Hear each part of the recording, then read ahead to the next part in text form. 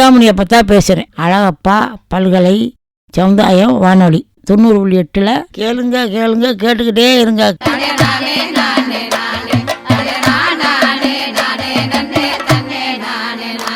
அழகப்பா பல்கலை சமுதாய வானொலியில் நேயர்கள் கேட்க இருப்பது உலக பாரம்பரிய தினத்திற்கான சிறப்பு நிகழ்ச்சி.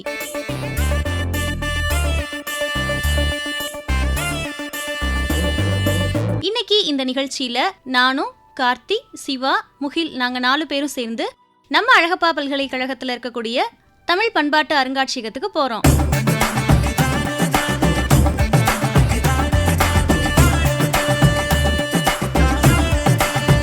வாங்க நேயர்களே, எங்க கூட நீங்களும் உலா போகலாம்.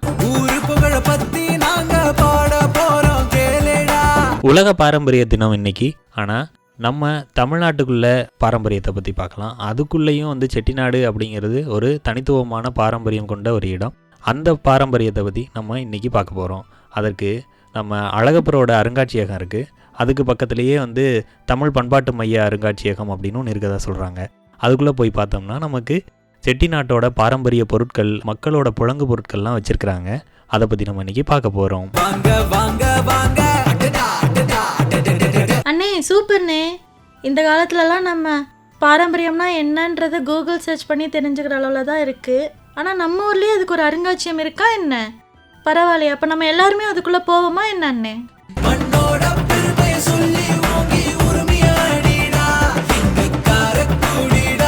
அங்க பாருங்க கார்த்தி, சிவா அங்கே பாருங்களே, ஏதோ பீரங்கி மாதிரி பெருசா இருக்கு.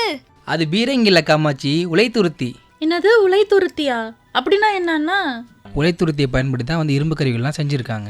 என்னது உலைத்துருத்தியா? அண்ணா இங்கே பாருங்களேன், இது அழுத்தினா புசு புசுன்னு காற்று வருது. இதை வச்சு என்ன செய்வாங்க? இந்த உலைத்துருத்தியை பயன்படுத்தி தான் இரும்பாலான கருவிகள்லாம் செஞ்சுருக்காங்க. அதுக்கு எதுக்கு புசு புசுன்னு காற்று வருது? நம்ம எப்படி அடுப்பெரியிலன்னா ஊதாங்களை வச்சு ஊதுவோம்ல, அப்போ என்ன பண்ணும், நெருப்பு நல்லா பற்றி எரியும். அந்த மாதிரி இரும்பு கலன்கள்லாம் சூடு பண்ணால் தான் தட்டலாம். தட்டி நம்மளுக்கு எந்த வடிவத்தில் வேணுமோ அதுபடி நம்ம வளைக்க முடியும். அதுக்காக தான் இதை அழுத்துறது மூலயமா அந்த ஒரு ஓட்டை மாதிரி பைப் இருக்குல்ல, அது மூலயமா காற்று போகும். அதுலேருந்து அங்கே நெருப்பு பற்றி எரியும். அப்போ நம்ம பகுதியில் மட்டும்தான் இதை பயன்படுத்தினாங்களா கார்த்தி? இது தமிழ்நாடு எங்கும் பயன்படுத்தியிருக்கிறாங்க. இது சங்க இலக்கியத்திலே இருக்குது. பெருமூச்சு விடுறப்போ காதலன் காதலிக்காகவும் காதலி காதலனுக்காகவும் ஏங்கி பெருமூச்சு விடுறப்போ அந்த பெருமூச்சை இந்த உலைத்துருத்திலேருந்து வர்ற காற்றுக்கு ஓமையாக சொல்லியிருக்கிறாங்க. எல்லோரும் இங்கே பாருங்களேன், இது நம்ம அரிசி அளந்து போடுற உலக்கு தானேனா? வீட்டில் ஒரு சைஸில் தான் இருக்கும். இங்கே பாருங்களேன், இவ்வளோ இருக்குது. அப்போது அந்த காலத்தில் இவ்வளோ அளவைகள் பயன்படுத்தியிருக்காங்களாண்ணா? ஆமாடா, நம்ம தமிழகத்தில் பல வகையான அளவைகள் தொன்று தொட்டு பயன்படுத்திட்டு வந்திருக்கிறாங்க. அந்த அளவைகள்லாம் இங்கே வரிசையாக அடுக்கி வச்சுருக்கிறது நமக்கு இன்னும் ஒரு தெளிவான புரிதலை கொடுக்குது. பாருங்கள், செவிடு அப்படின்னு ஒரு அளவு இருக்குது. 2 செவிடு தான் ஒரு பிடி, 5 செவிடு ஒரு ஆழாக்கு, 2 ஆழாக்கு தான் ஒரு உழக்கு, 2 உழக்கு தான் ஒரு உரி, 2 உரி தான் ஒரு நாழி, 8 நாழி தான் ஒரு குருணி. அந்த குருணிங்கிறது தான் மரக்கால்னு நம்ம சொல்கிறோம், நாழிங்கிறத படின்னு நம்ம சொல்கிறோம். அந்த 2 குருணி ஒரு பதக்கு, 2 பதக்கு தான் ஒரு தூணி, 3 தூணி தான் ஒரு களம், 400 குருணி தான் ஒரு கரிசை, அதாவது பறை அப்படின்னு சொல்கிறாங்க. இந்த பறை அப்படிங்கிற அளவை ஆண்டாள் நாச்சியாரோட பாடல்கள்லேயே இருக்குது. நாராயணனே நமக்கு பறை தருகுவன், அதாவது ஆண்டாள் நாராயணன் நம்ம நினச்சி உருகி பாடினோம்னா அவன் நமக்கு பரிசா ஒரு பறை தருவான் அப்படின்னு. அந்த பறைங்கிறது இந்த 400 குருணி தானியங்கள் தான் அப்படின்னு சொல்கிறேன். இங்கே பாருங்க கார்த்தி, முகில் இங்கே பாரு, சல்லடையெல்லாம் கூட இருக்கு. அதுவும் 2 விதமாக இருக்குது பார்க்குறதுக்கே. இந்த சல்லடையிலலாம் எதை சலிப்பாங்க? அது ஒன்றும் இல்லை காமாட்சி. ஒன்று நெல் சலிக்கிற சல்லடை, அது பார்த்திங்கன்னா சின்ன சின்ன ஓட்டையாக இருக்கும். இன்னொன்று உளுந்து சல்லடை. இப்போ நெல் சலிக்கிறத பார்த்தோம்னா, நெல் சலிக்கும் போது அதில் உள்ள மண், உமின்னு சொல்லுவாங்கள்ல, பதறு சொல்லுவாங்கள்ல, அதெல்லாம் அந்த சல்லடை வழியாக கீழே கொட்டிடும். நல்ல நெல் மட்டும் நமக்கு அந்த சல்லடையில் கிடைக்கும்.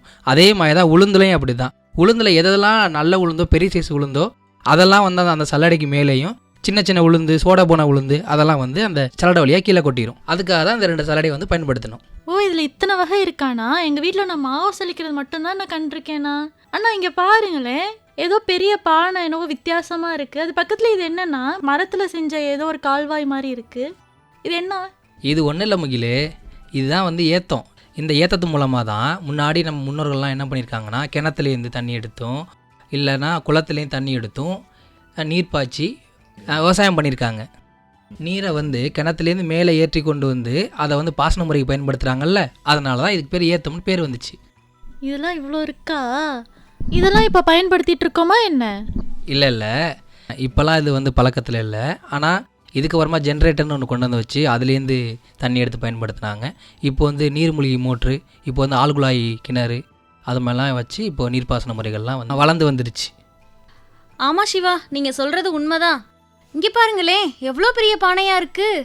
இந்த பானையை வச்சு என்ன பண்ணியிருப்பாங்க? இந்த பானையெல்லாம் வந்து தானியங்களை சேமிக்கிறதுக்காக பயன்படுத்தியிருக்காங்க. இதில் வந்து ஆள் உயரத்துக்கு மேலே உள்ள பானைகளும் இருக்குது. அது பேர் குருதுன்னு சொல்லுவாங்க. ஒவ்வொரு வட்டாரத்துலேயும் இதுக்கான பேர்கள் வந்து மாறுபட்டு இருக்குது. இதுக்குள்ளே முழுசாக நெல்லை வந்து அடைச்சி பல மூட்டைகள் நெல்லை வந்து இதில் கொட்டலாம். அதுக்குள்ளே கீழே வந்து ஒரு துளை இருக்கும். அந்த துளையில் வந்து தேங்காய் மூடி இல்லை வந்து கட்டையை வச்சு அடைச்சிருப்பாங்க. அவங்களுக்கு தானியம் தேவைப்படும் போது அந்த தேங்காய் மூடியோ கட்டையோ எடுத்தோம்னா அதிலேருந்து தானாகவே அந்த நெல் வந்து வெளியில் கொட்டும். அந்த மாதிரி எடுத்துக்கலாம். இது மாதிரி நிறையா பேர் சும்மா விளையாட்டுக்கு அந்த கொட்டாங்குச்சியை எடுத்துகிட்டு அடி வாங்கினவங்கலாம் இருக்கிறாங்க. இந்த குருதுகள் பானைகள் தான் வந்து அந்த காலத்தில் நம்மளோட களஞ்சியங்களாக இருந்தது, தானியம் சேமிக்கிற களஞ்சியங்கள். இந்த நம்ம முன்னோர்களோட சேமிப்பு முறையை இந்த பானைகள் மூலமாக நம்ம தெரிஞ்சுக்கிறோம். எல்லாரும் அங்கே காணுங்களே, லொக்கேஷன் செம்மையாக இருக்கு, வாங்க எல்லாரும் போய் ஒரு ஃபோட்டோ எடுப்போம். காமாட்சி அக்கா, இதை நான் ஊருக்கு போகிறப்ப இந்த மாதிரி ஏற்கலப்பெல்லாம் நிறைய கண்டிருக்கேன். இது என்னக்கா நுகத்தடின்னு என்னவோ புதுசாக எழுதியிருக்கு, உங்களுக்கு ஏதேனும் தெரியுமா? எனக்கு இதை பற்றி என்னன்னு தெரியல முகில், பேசாமல் சிவாட்ட கேட்கலாம். சிவா, இது என்னது?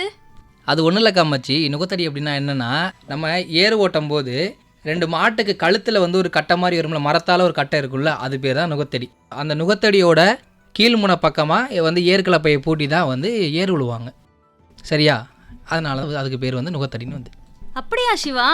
ஏற்கலப்பைனா எல்லாருக்குமே என்னன்னு தெரியுது, ஆனால் அந்த நுகத்தடினா பாருங்க, நீங்கள் சொல்லி தான் எனக்கே தெரியுது. இன்றைக்கி நம்ம பார்த்ததெல்லாம் வெறும் பொருட்கள் கிடையாது, எல்லாம் நம்மளோட எவல்யூஷன்.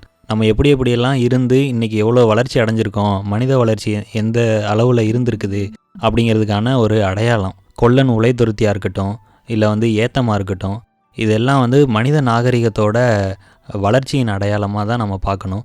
இதுதான் நம்ம பாரம்பரியம். அப்படிங்கும்போது நம்ம பெருமைப்பட வேண்டிய விஷயம். இது எல்லாமே அறிவியல் பின்புலத்தோட பின்னப்பட்டிருக்குது, பொருளாதாரத்தோட பின்னப்பட்டிருக்குது. ஒரு கொல்லன் உலைத்துருத்தி அப்படிங்கிறது நம்ம கருவிகள் செய்வதற்கும் அந்த கருவி மூலமாக விவசாயம் பார்க்குறதுக்கு ஏற்றம் அப்படிங்கிற ஒரு விஷயமா இருக்கட்டும், அதை சேகரிக்கிறதுக்கான குருதுகளாக இருக்கட்டும், இது எல்லாமே பொருளாதாரம் பொருள் சார்ந்தே இயங்கிக்கிட்டு இருக்குது. இதுவே நமக்கு வந்து எதை உணர்த்துதுன்னா, நம்ம பாரம்பரியம் கலாச்சாரம் எல்லாமே வந்து ஒரு தனியான ஒரு புனிதமான விஷயங்கள் இல்லை, எல்லாமே நம்மளோட பொருள் தேவை, நம்மளோட வாழ்வியலோட இருக்கிறது தான் நம்ம பாரம்பரியம். அதுக்கு தேவையான வளர்ச்சி தான் நம்ம பாரம்பரியம் அப்படின்னு சொல்லலாம். ஆமாம் கார்த்தி அண்ணா, நீங்கள் சொன்னதெல்லாம் உண்மைதான். சரி காமாட்சி, நேரமாச்சு, நம்ம இன்னைக்கு கிளம்பலாம். இன்னொரு நாள் வந்து பார்க்கலாம், சரியா? ஆமாம் சிவா, இன்னைக்கு கிடைச்ச கொஞ்ச நேரத்தில் நானும் கார்த்தி, நம்ம முகில், நீங்கள், நம்ம 4 பேரும் சேர்ந்து தமிழ் பண்பாட்டு அருங்காட்சியகத்துக்கு போனோம். நிறைய விஷயங்களை பார்த்தோம். இன்றைய இந்த சிறப்பு நிகழ்ச்சி இத்துடன் நிறைவுற்றது நேயர்களே.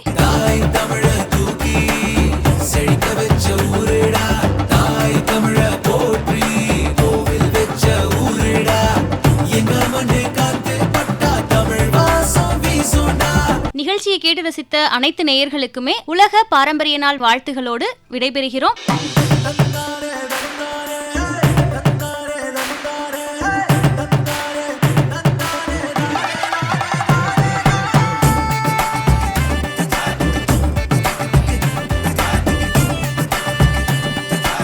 நேயர்களே, இந்த அருங்காட்சியகம் வந்து நம்ம காரைக்குடி அழகப்பா பல்கலைக்கழகத்தோட கல்வியியல் கல்லூரி இருக்கக்கூடிய வளாகத்தில், அதாவது நம்ம அழகப்பா பல்கலை சமுதாய வானொலி இருக்கக்கூடிய வளாகத்தில் தான் இருக்கு. கல்லூரி சாலையில் அழகப்பா மாதிரி மேல்நிலை பள்ளிக்கு எதிர்ப்புறமா அமைஞ்சிருக்கு.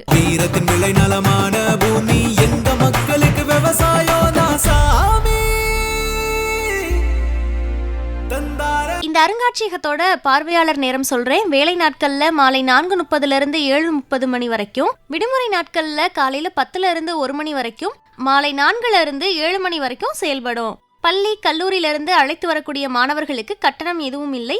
பொதுமக்களுக்கு குறைந்த அளவு நுழைவு கட்டணம் வாங்குறாங்க. இந்த நிகழ்ச்சி குறித்த கருத்துக்கள், பின்னூட்டங்கள் நம்ம அழகப்பா பல்கலை சமுதாய வானொலியோட மின்னஞ்சல் முகவரிக்கு வரவேற்கப்படுகின்றன. மின்னஞ்சல் முகவரி சொல்றேன், குறிச்சுக்கோங்க. fm90.8@alagappa.university.ac.in இந்த மின்னஞ்சல் முகவரிக்கு உங்களுடைய கருத்துக்கள் மற்றும் பின்னூட்டங்களை நீங்க அனுப்பலாம். இந்த நிகழ்ச்சியை நம்ம அழகப்பா பல்கலை சமுதாய வானொலி பண்பலை 90.8 மற்றும் பல்கலைக்கழகத்தின் இன்டர்நெட் ரேடியோஸான iRadio, Spotify, Google podcast, Apple podcast, Gaana, Amazon music, Jio Saavn, iHeart radio, Stitcher இதழையும் கூட நீங்க கேட்டு ரசிக்கலாம். தொடர்ந்து இணைந்திருப்போம். இது அழகப்பா பல்கலை சமுதாய வானொலி, காரைக்குடியின் முதல் வானொலி. நன்றி நேயர்களே.